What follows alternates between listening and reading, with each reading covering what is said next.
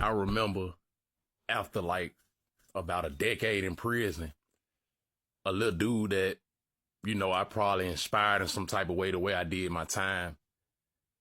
And I seen the look in his face when we used to talk, it was admiration. And one day the little man asked me, he said, Debo, how you stay so mentally strong after all these years? I wish I was strong like you.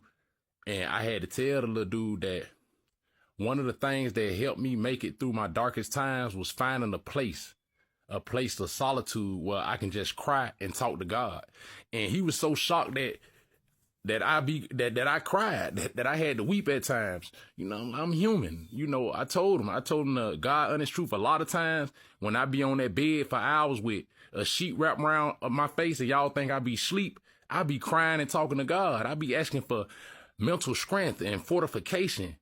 And I also told him one of the biggest catalysts for me making it through 14 years of prison, whenever I got depressed and despondent, and felt, mentally and spiritually fatigued, one of the things I do, I go in the bathroom when it's semi-empty, throw some water on my face, take a deep breath and look in that mirror and tell myself, Debo, if you allow a situation that you put yourself in break you, you'll be the weakest man that you ever met.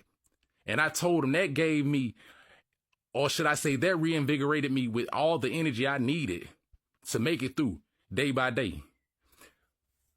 I don't know where a lot of men try to trick themselves thinking if they cry that make them weak. No, weak men get to a point where they, so frustrated in their relationship where they beat or kill their wife. Weak men do inappropriate things to kids and women. Weak men have no integrity. They can't be trusted. It's okay to cry. That's part of healing. I don't know where society got this thing where men ain't supposed to cry or show any emotions, but a lot of times that type of suppression causes men to lash out. And that leads to people causing irreparable damage. I was in prison with so many men